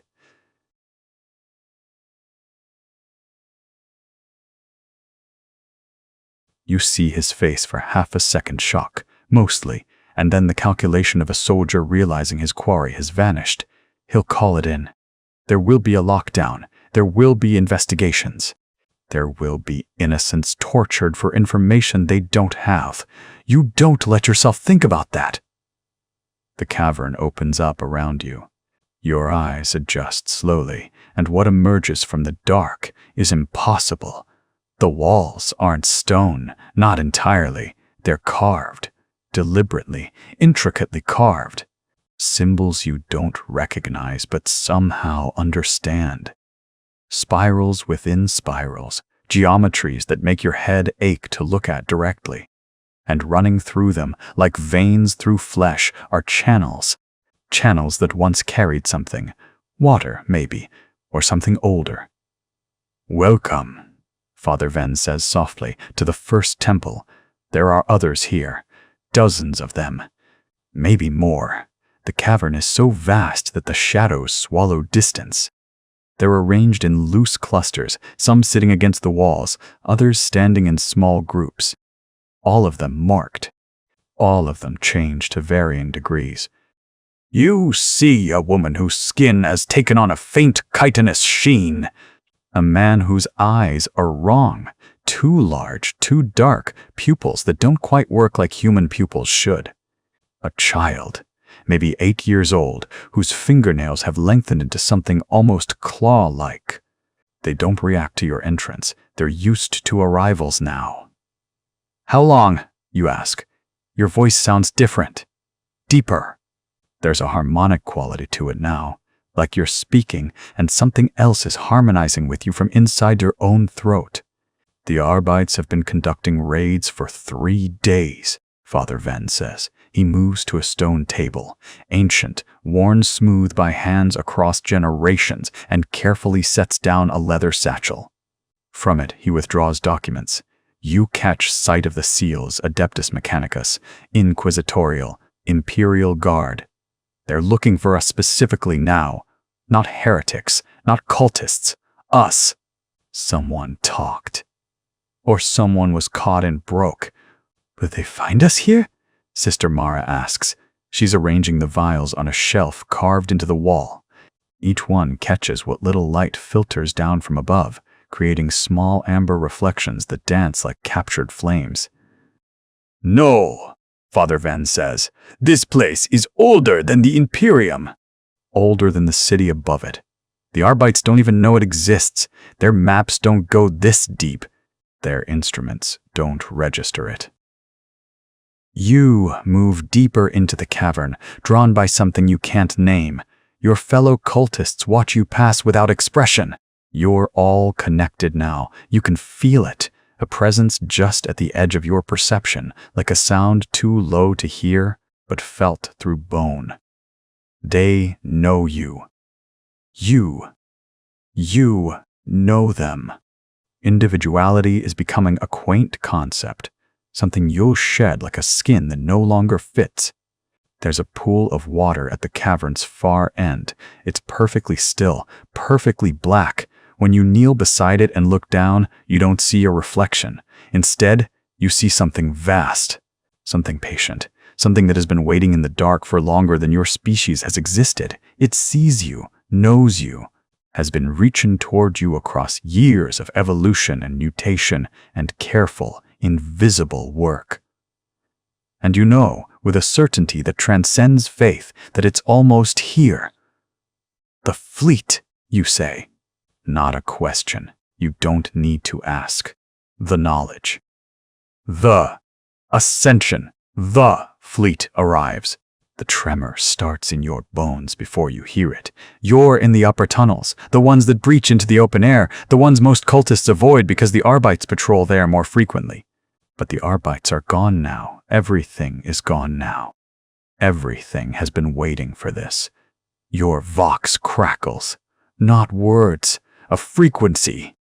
A hum that makes your teeth ache and your newly elongated spines sing in response. Around you, the others feel it too. You can see them emerging from the shadows of the hive. Thousands, flowing toward the surface like blood returning to a beating heart. Their robes are white now. When did they become white? You don't remember changing yours, but your hands are wrapped in pristine cloth, and you don't question it. Questions belong to who you were. The ladder to the surface is rusted iron. It cuts your palms. You don't feel pain anymore, just pressure, just the weight of transition, and you climb with the others. The air gets colder, thinner. You can taste the recycled atmosphere of the hive city, the particulate ash of 10,000 industries, the copper iron tang of blood that's been spilled in these streets for generations. Your lungs expand to breathe it in, and they expand further than lungs should. Your ribs flex. Your diaphragm shifts. Your body is no longer entirely yours.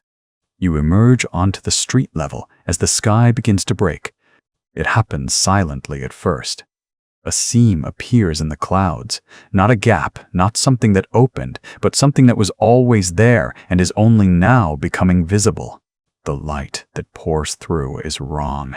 Not the sickly yellow-gray of the hive's filtered sunlight, not the red emergency beacons. This is white gold and shadow black bleeding together, a light that has no source and every source, a light that seems to come from inside your own eyes. The city screams. You hear it in the distant hab blocks first, sirens, vox, announcements garbled and repeating, then the screams themselves. Raw, animal. The sound of a billion people suddenly understanding that something has broken in the fabric of their world. The Arbites will be mobilizing! The PDF will be scrambling. Somewhere, a commissar is ordering soldiers to their posts. None of it matters. None of it has ever mattered. The seam in the sky widens. And the ships come through. They are vast beyond comprehension. Your mind tries to measure them and fails. The Imperium has taught you to think in terms of kilometers, in terms of the great cathedral ships of the Navy, in terms of scale that should be incomprehensible. These things make those measurements meaningless. They are not ships. They are presences. They are the physical manifestation of something that exists, partially in dimensions. Your eyes cannot resolve, and your brain compensates by trying to see them as something smaller, something survivable. It fails. The lead vessel is organic. That's the first thing you truly understand, the first coherent thought that forms in your transforming mind.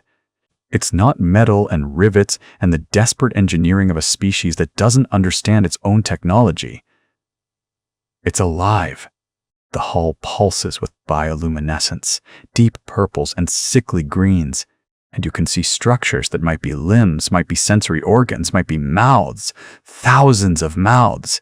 The surface moves like muscle, like breathing, like the thing is taking in the very air of the planet and digesting it. More ships emerge from the seam. Dozens, hundreds. They blot out what remains of the sky. The ambient light dims as they fill the space above the hive, and emergency illumination flickers to life across the entire city. Red. Everywhere red. It looks like blood. It tastes like copper. The first one fires. You don't see a beam or a missile. You see the air change. Reality warps in a section of the hive 3 kilometers distant. A hab block. You can see it clearly in your mind, even though it's beyond your visual range, ceases to exist. Not destroyed. Ceased. The space where it was is now something else. Something that hurts to perceive. Your enhanced eyes try to process it, and your brain shuts down that sensory input, protective and merciful. Thousands die in that moment. You feel it. Not empathy. That's a weakness you've shed. But awareness. The death of thousands registers in your nervous system, the way a healthy human might feel the loss of dead skin cells. Necessary.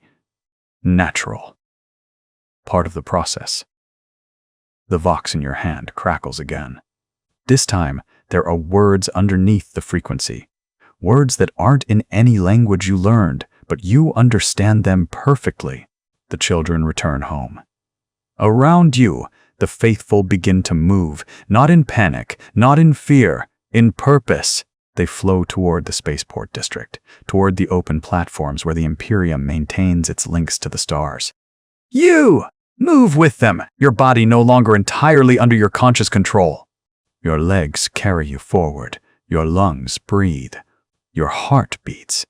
Though it beats differently now, in patterns that sync with the frequency from above, in rhythms that echo the pulse of the arriving fleet. The streets are chaos. Imperial soldiers are mobilizing, but they're moving without direction, without understanding. A squad of PDF troops tries to establish a firing line near a major intersection. You watch them from a distance, and you see what they see. The cultists in their white robes, the mutants walking upright on changed legs, the hybrids beginning their final metamorphosis. The soldiers open fire. The last bolts cut through the crowd. You see bodies fall. You see blood spray across the hive stone. You see a woman next to you take a shot through the shoulder and keep walking, her robes soaking red, her face serene. She doesn't scream. She doesn't run. She walks toward the soldiers with her arms open, and you understand that she's not trying to escape. She's trying to reach them, to touch them, to offer them the gift. The soldiers' fire becomes frantic. Then it stops. One of them drops his lasgun. Then another. They're not infected, not yet. But they're seeing something in the eyes of the cultists that breaks something in their will to fight. You understand what they're seeing. They're seeing purpose. Absolute, unwavering, beautiful purpose. Everything the Imperium promises and fails to deliver, these people have found. The soldiers lower their weapons because they're all ready. The ascension. The temple floor is cold against your knees. Harder than stone. Some ancient material that predates the hive itself, or so the whispers say. You don't know if that's true anymore. You don't know if anything you believed before matters. The cold feels like truth. The cold feels like the only honest thing left. Around you, 300 voices breathe in unison. Not singing, not yet, just breathing. The sound fills the cathedral basement like a living thing, a creature made of lungs and faith and something else. Something that tastes copper sweet in your mouth even though you're not bleeding. Your fingernails have stopped weeping. They become something else entirely, hard as chitin, black as the void between stars. Your body is not your body anymore, and you stopped fighting that weeks ago. The temperature drops. Not the gradual cold of the underhive's failing systems. You've lived with that your entire life, the slow freeze of a dying world. This is different. This is the cold of something vast moving through the air, something that displaces warmth simply by existing. The ceiling cracks, not splits, doesn't shatter. The concrete and rebar simply cease to exist where something pushes through. The air itself seems to fray at the edges. You smell ozone and something sweeter, like the nutrient vats in the agricultural domes, but older, more patient, more hungry. You raise your eyes. The first thing you see is light, but it's not light like the phosphor strips that flicker above the labor lines. It's not the harsh white of imperial illumination. This light is layered. It moves like something alive. It pulses with colors your eyes don't have names for, shades that exist between what you can see and what you can feel. Your pupils dilate so wide it should hurt. It doesn't. Then the shape resolves. The hybrid descends through the ruined ceiling, and every breath in the cathedral stops at the same moment. It is beautiful. You don't have language for this kind of beauty. It's not the beauty of the propaganda vids, not the imperial aesthetics of sharp edges and guilt and false order. This is beauty that makes your chest ache.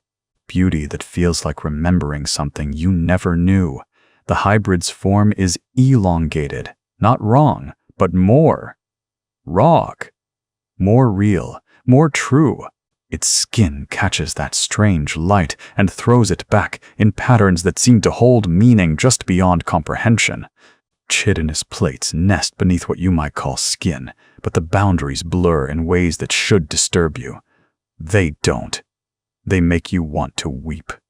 The hybrid's eyes open, and you feel them look at you specifically, not at the crowd, at you. In that moment, everything crystallizes. This is why you drank the ichor in the maintenance shaft.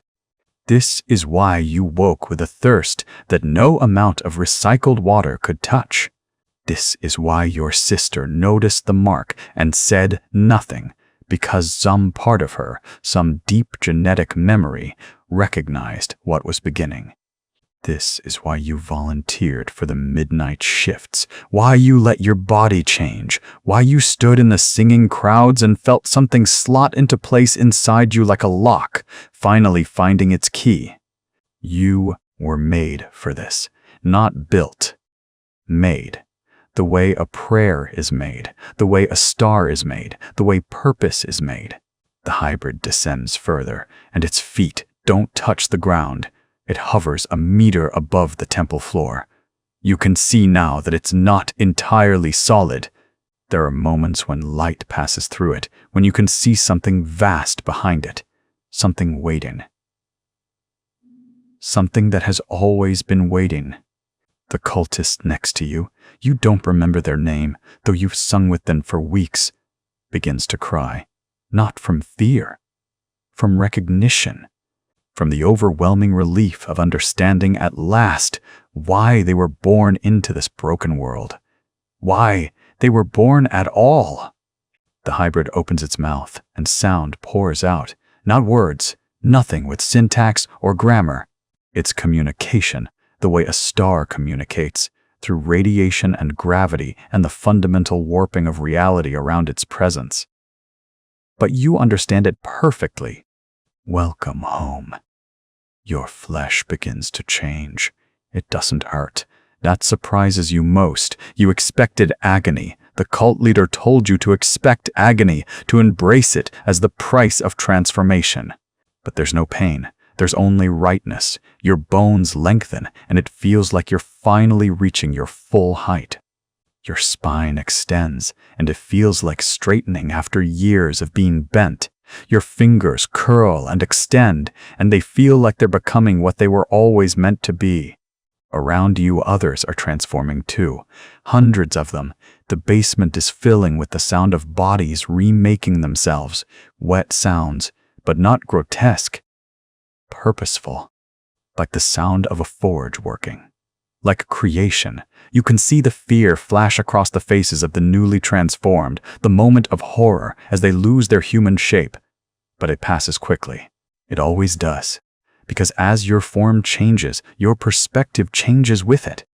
You can suddenly perceive things you couldn't before.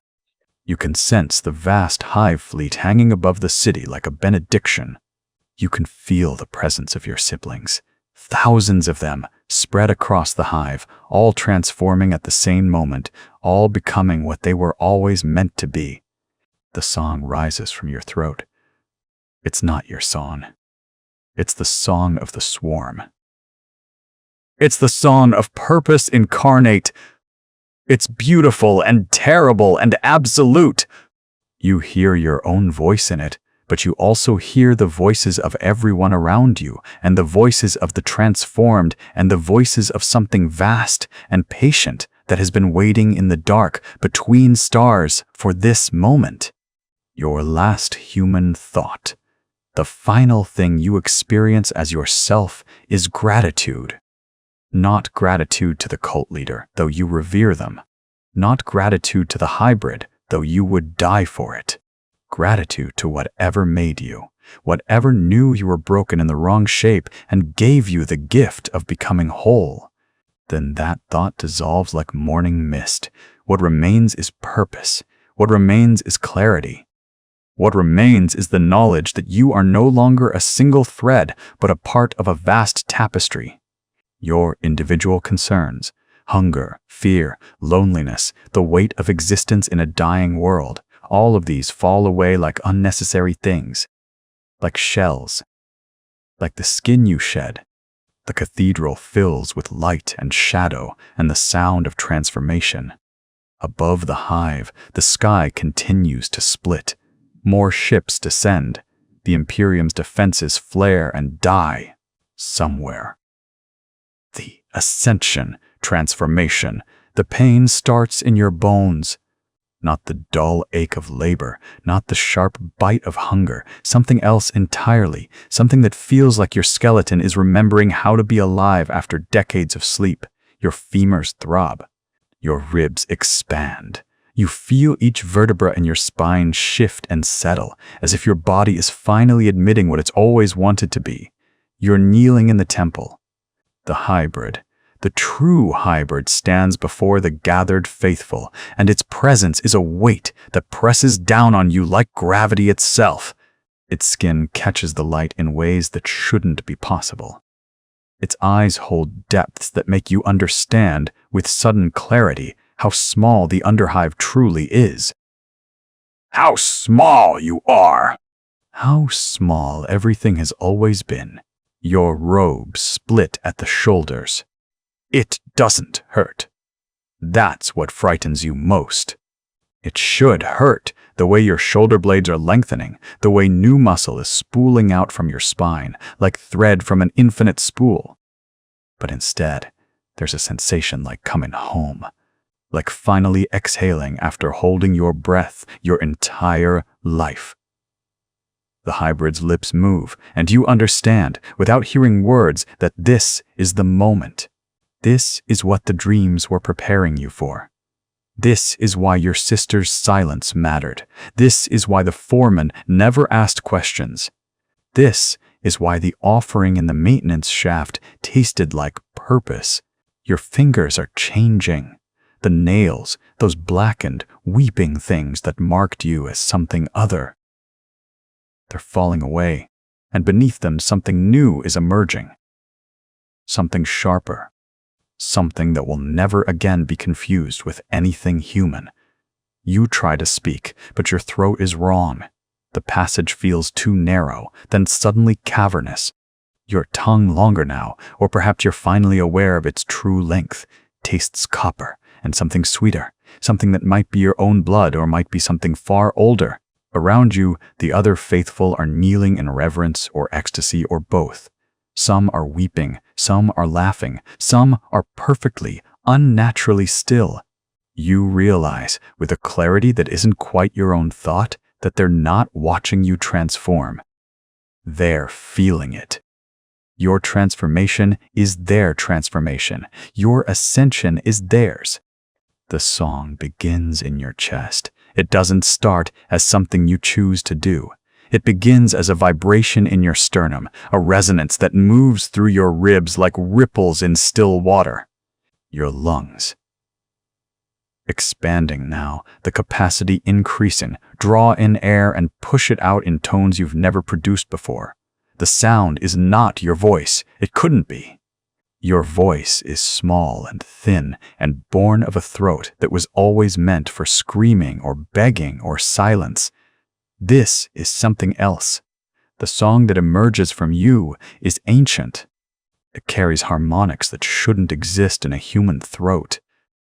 It sounds like distance, like the vast cold between stars, like something that has been singing in the darkness for longer than your species has had language, and now, finally, it's found a throat to sing through. The faithful join in. Not all of them. Some are still too human, too limited by their current forms. But the others, the ones further along, the ones who received the gift seasons ago, their voices twine with yours, creating something that the cathedral itself seems to amplify. The stones hum. The ancient machinery in the temple's walls vibrates in sympathetic resonance. Your legs are lengthening. You feel your knees bend in directions they were never meant to bend. Your feet are becoming something else. Something with too many joints, something that will let you move through spaces that were designed for smaller, weaker creatures. You're still kneeling, but the act of kneeling has transformed into something that looks almost like prayer, but feels like the first moment of true strength. Your face is changing. You can't see it. There are no mirrors in the temple, and your eyes are fixed on the hybrid before you. But you can feel it. Your jaw is extending. Your teeth are becoming something sharper, something that will never again be capable of the soft foods of the underhive poor. Your eyes are widening, and the spectrum of light they're capable of perceiving is expanding. You can see into the ultraviolet now. You can see the heat signatures of the faithful around you, glowing like small suns. And you understand, this is the gift. Not the pain, though that's part of it. Not the strength, though that's coming. The gift is clarity. The gift is finally being able to perceive the universe as it actually is, not as the Imperium's failing technology and limited senses have constrained you to see it. The song reaches a crescendo. It's not a human sound anymore. It's something that would terrify any unawakened listener, something that would drive them mad or to violence. But here, in the temple, surrounded by the faithful and the transforming and the already transformed, it's the most beautiful thing you've ever heard. Your spine arches. New growths are emerging from your back. Not wings, not exactly, but structures that will let you move through 3 dimensions instead of 2. Your hands have too many fingers now. Your skin is developing a pattern that catches light in iridescent ways. You're becoming something that the Imperium's taxonomies don't have a category for, something that shouldn't exist, something perfect. The last thing you feel. The last thing that you, the person who woke in the underhive with an unquenchable thirst, the person who had a sister and a foreman and a name that meant nothing. The last thing that version of you feels is a profound, aching gratitude. Gratitude for the infection. Gratitude for the gift, gratitude for the ending of smallness. Then that gratitude dissolves into something larger. Your sense of self begins to blur at the edges like watercolor in rain. You're still aware. Painfully, impossibly aware, but you're also becoming aware of something else. Other minds. Other transformations happening in chambers throughout the hive, other ascensions, other songs being sung in frequencies the unawakened can't perceive. You're still you. You know this, but you're also becoming part of something infinitely larger. The distinction between your thoughts and the thoughts of the hybrid before you is becoming less clear. The boundaries of your consciousness are expanding like a city growing beyond its walls. The hybrid reaches down. Its hand, beautiful and terrible and utterly alien, touches your forehead where the mark has always been. Where your true mark has always been. The one that was never really a birth. The ascension. The sky doesn't split. It tears. One moment the cathedral basement is stone and shadow and the breath of 300 souls pressed shoulder to shoulder. The next, the vaulted ceiling, solid for 1,000 years, becomes transparent. Not shattered, transparent, like someone peeled back reality itself to show you what was always underneath. Light pours down, not the clean light of the city's industrial lamps, not even the harsh glare of enforcement searchlights. This is thick light, luminous and somehow alive, casting shadows that move against its direction. The air tastes of ozone and something sweeter, something that makes your mouth water and your skin prickle with anticipation. You don't scream. None of you do. Around you, the faithful stand transfixed, faces tilted upward. eyes wide but not afraid. You recognize this look. You've worn it yourself for months now. The look of someone watching their salvation arrive exactly on schedule. The singing starts before anything else. It comes from above, from beyond, from everywhere. Not human voices. The frequency vibrates through your bones in a way that should hurt, but doesn't. It should terrify you.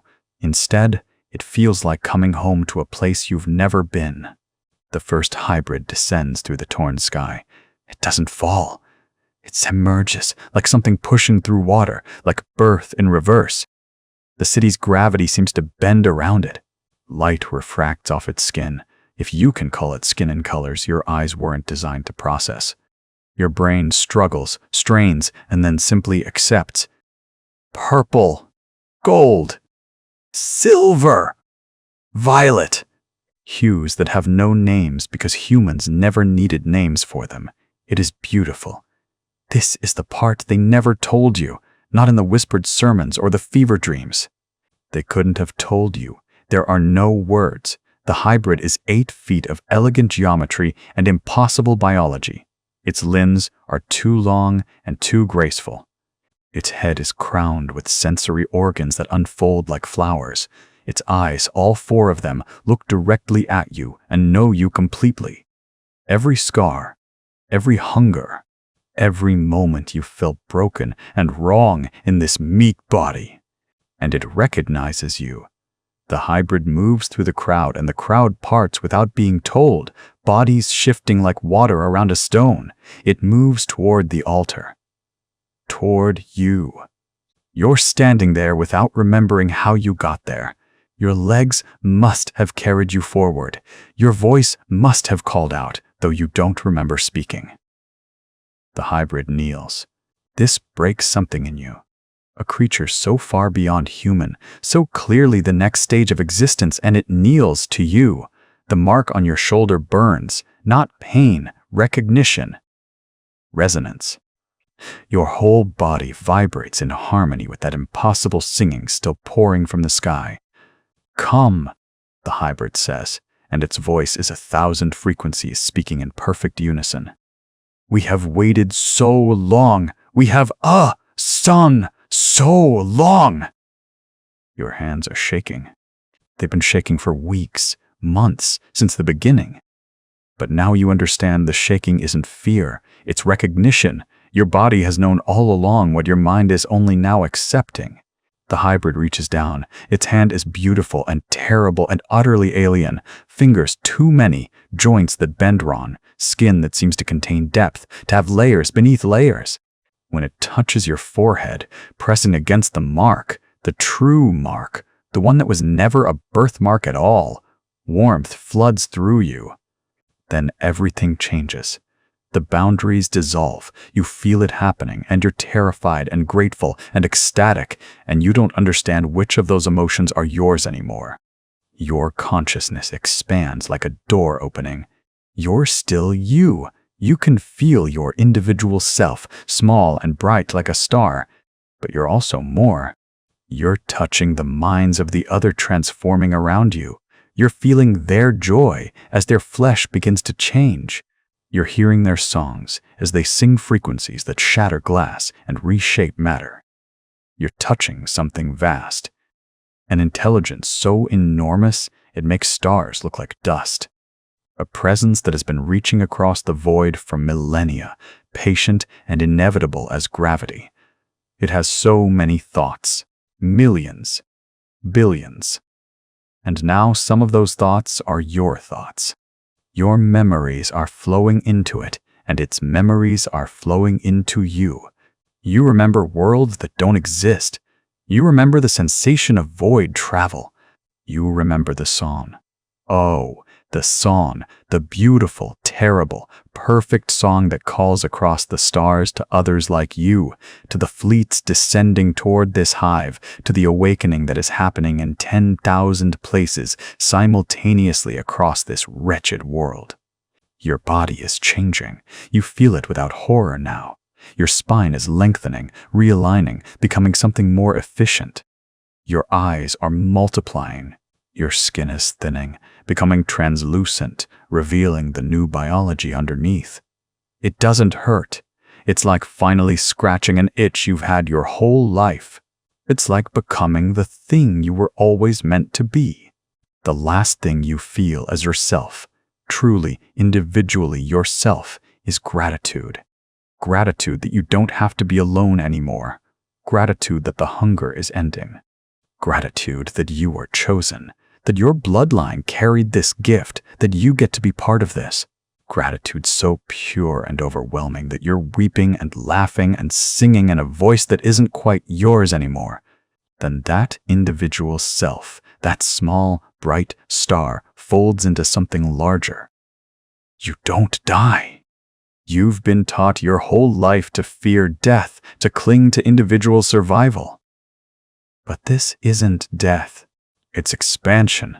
Your sense of self doesn't vanish, it grows.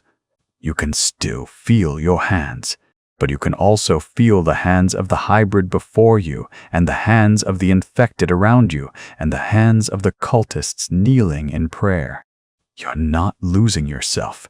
You're becoming part of something infinitely greater. You can feel the hive fleet, not see it. Feel it. The vast intelligence piloting those ships is suddenly as familiar to you as your own heartbeat. You understand, in a way that has no language, that you are part of it and it is part of you. Your small human thoughts are threads in an infinite tapestry of consciousness. The distinction between your thoughts and the hybrid's thoughts is becoming less clear. Boundaries of your consciousness are expanding like a city growing beyond its walls, growing beyond the hive, growing.